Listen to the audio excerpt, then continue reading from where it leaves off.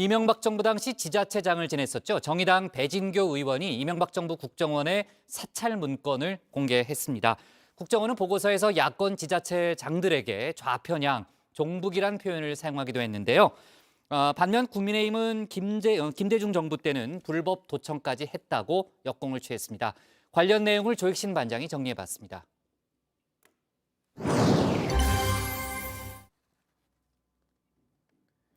이명박 정부 시절 국정원이 불법 사찰을 했다는 의혹이 제기됐죠. 당시 인천 남동구청장을 지냈던 정의당 배진교 의원이 사찰 문건을 공개했습니다. 야권 지자체장의 국정 운영 저해 실태 및 고려 사항이란 제목의 보고서인데요. 주요 키워드들을 좀 뽑아봤더니 이념 우선, 좌편향, 종북, 국가 정체성 훼손 이런 단어들이 눈에 띕니다. 국정원이 야권 지자체장들을 무슨 생각으로 지켜봤는지 짐작이 갑니다. 국정원은 개별 지자체장별로 별도의 보고서도 작성을 했습니다. 내용이 정말 깨알 같은데요. 배진교 의원에 대한 보고 내용입니다. 종북 인물을 대거 기용했다. 정교조 출신 종북 인물을 강사로 초청했다 적어놨습니다. 간첩을 잡는 대공수사를 벌인 게 아닌가 싶기도 합니다. 인천 남동구민이 직접 뽑은 구청장인데 말입니다. 종북이라는 근거가 정말 황당하기 그지없습니다. 과거 이력에 따라서 사람을 제멋대로 색칠하는 주제에 누구에게 종북이라고 하는지 어이가 없습니다. 사찰만 하고 끝내면 국정원이 아니죠. 보고서엔 구체적인 액션 플랜도 담겼습니다. 당정이 가용수단을 총동원해야 한다며 부처별로 역할을 할당했는데요. 행정안전부는 돈줄을 재고 감사원은 쓴 돈을 털라 주문을 했습니다. 여론전도 준비했는데요. 건전 언론과 보수단체 협조를 받아 비판 여론을 조성해야 한다고도 주장을 했습니다. 보수단체는 알겠는데 건전 언론은 뭔가 싶습니다. 이 부분은 상상에 맡기겠습니다. 보고서에 담긴 대책들 실제로 실행이 됐는지는 확인되지 않았습니다. 조사가 필요한 부분인데요.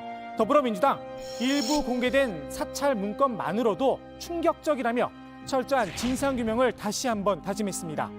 국민의힘에선 정치 공작이라고 반발하고 있는데요. 속담 한마디로 일축했습니다. 선거를 빌미로 정치 공작 운운하는 것은 방귀 낀 놈이 성내는 적반하장의 나쁘끄러운 행태입니다. 선거를 앞두고 있다고 국민의 기본권과 민주주의를 침해하는 중대한 범죄 행위를 그대로 덮을 수는 없습니다.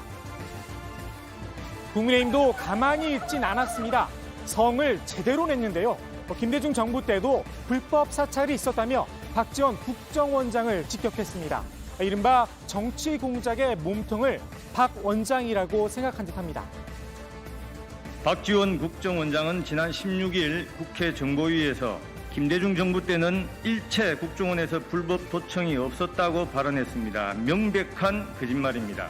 주요 인사 1,800명의 휴대폰 전화번호를 입력한 뒤에 그 알투라는 그 감청 장비를 이용해서 직원들이 24시간 3교대로 무차별 감청을 했어요.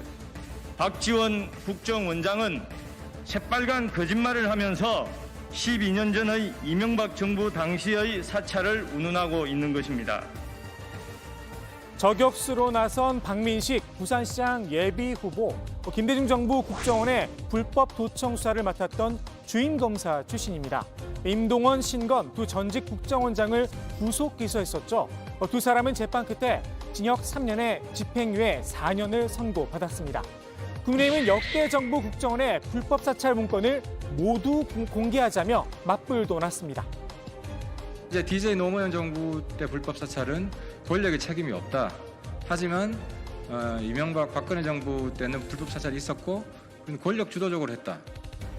이렇게 실상과 다른 거짓말을 하는 것 자체가 정치 공작인 겁니다. 과거 정부 역대 60년 동안 국정원 창립 이래 60년 동안 있었던 불법 사찰 당했다는 확인되는 분이 있으면 신청하면 모두 주기로 했기 때문에 이분들도 본인들 신청해서 받을 수 있도록 그렇게 지원하도록 하겠습니다. 민주당에선 국민의힘이 물타기를 하고 있다며 날을 세웠습니다. MB정부 국정원의 불법 사찰 의혹이 사실로 드러나고 있는 상황에서 국민의힘은 사과와 반성도 없이 정쟁으로만 몰아가고 있습니다. 노무현 정부와 문재인 대통령을 향해 불똥이 튈 수 있다는 근거 없는 경고까지 하고 나섰습니다. 손바닥으로 하늘을 가리지 마십시오. 동향 파악 정도로 넘어갈 수 있는 문제가 아니라는 것은 누구보다 잘 알고 있지 않습니까? 여야를 막론하고 나도 당했다. 사찰 미투도 이어졌습니다. 핸드폰에 가끔 그 감도가 뚝 떨어지고 18대 국회 때, 그리고 소리가 이상한 소리가 날 때가 있고, 그래서 제가 수상쩍어서 공중전화를 사용했었어요. 핸드폰이나 국회 전화를 안 쓰고. 도청은 공중전화를 사용할 정도로 추운 겨울에도 의심을 했고. 김대중 정부 때는 도청까지 했지 않습니까?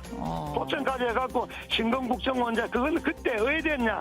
내가 원내대표 할 때인데, 내하고 현승일 의원하고 전화 통화한 것이 도청에 대해서 녹취록이 나온 거예요. 국정원 녹취록이. 그래갖고 그때 결국 신검원장 구속됐잖아요. 각자 진영에 맞춰 신박한 방어 논리도 펼쳤는데요. 김대중 정부 때는 사찰 보고를 받지 않았다. 도청과 미행이 없지 않았느냐, 통상적인 정보 수집이다라고 말입니다.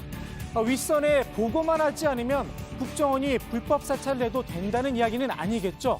국정원의 통상 업무가 지자체장의 감시였던가요? 그것도 종북이란 딱지를 붙여서 말입니다. 게다가 도청과 미행 여부는 조사를 해봐야 할 문제죠. 국정원의 불법 사찰 논란이 정치 쟁점으로 번진 이유, 이명박 청와대에서 정무수석과 홍보기획관을 지냈죠. 국내임 박형준 부산시장 예비후보 때문인데요. 박 후보를 놓고서도 공방을 이어갔습니다.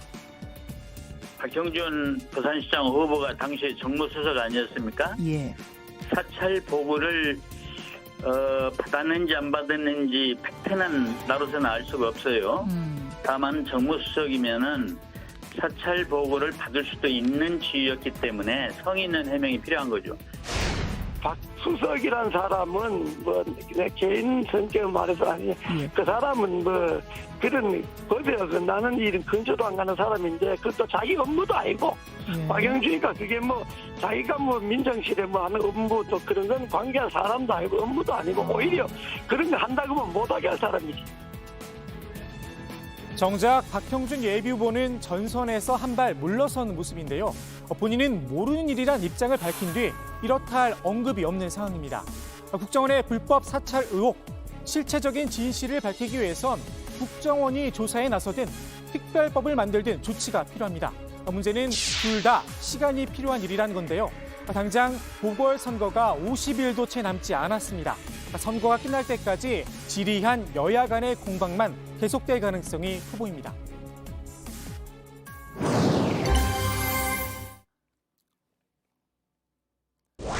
지난 13일 탄핵의 강을 힘겹게 건넜죠. 도널드 트럼프 전 미국 대통령이 퇴임 뒤 처음으로 언론 인터뷰를 가졌습니다. 지난 대선 과정에서 트럼프 전 대통령과 관계가 틀어졌었죠. We want every legal vote to be counted, and we want every illegal vote to be... Well, I just think we have to be very clear. She's charging the other side of welcoming fraud and welcoming illegal voting. Unless she has more details to back that up, I can't in good countenance continue showing you this. 그래도 예정이 좀 남아있었나 봅니다.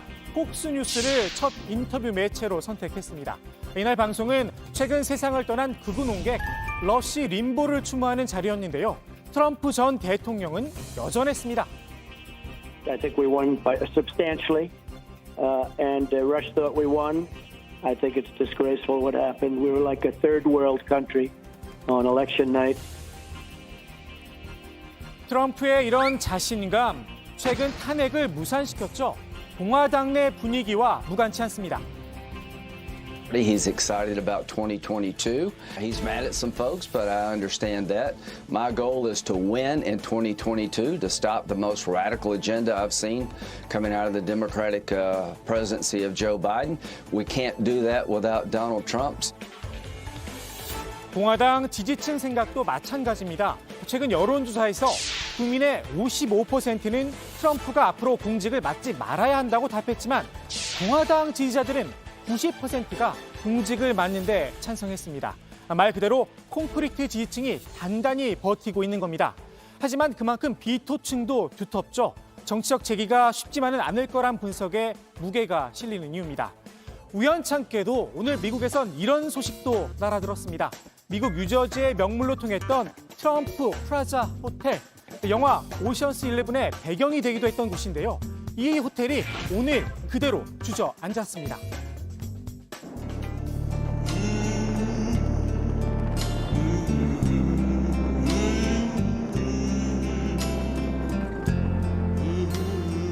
폭삭 내려앉은 트럼프 호텔의 모습, 재선에 실패하고 또 2번이나 탄핵을 당한 트럼프 전 대통령의 정치 상황과 묘하게 겹쳐 보이는 건 어쩔 수 없어 보입니다. This is not about politics. This is not about Donald Trump. This is not about President Trump. 지난 대선의 승자는 나다. 아직도 헛된 신념을 버리지 못한 트럼프. 과연 정치적 재기에 성공할 수 있을까요? 오늘 국회 발제 이렇게 정리합니다. 종북 좌파 국정원 사찰 문건 공개, DJ 때 불법 도청, 박지원 새빨간 거짓말,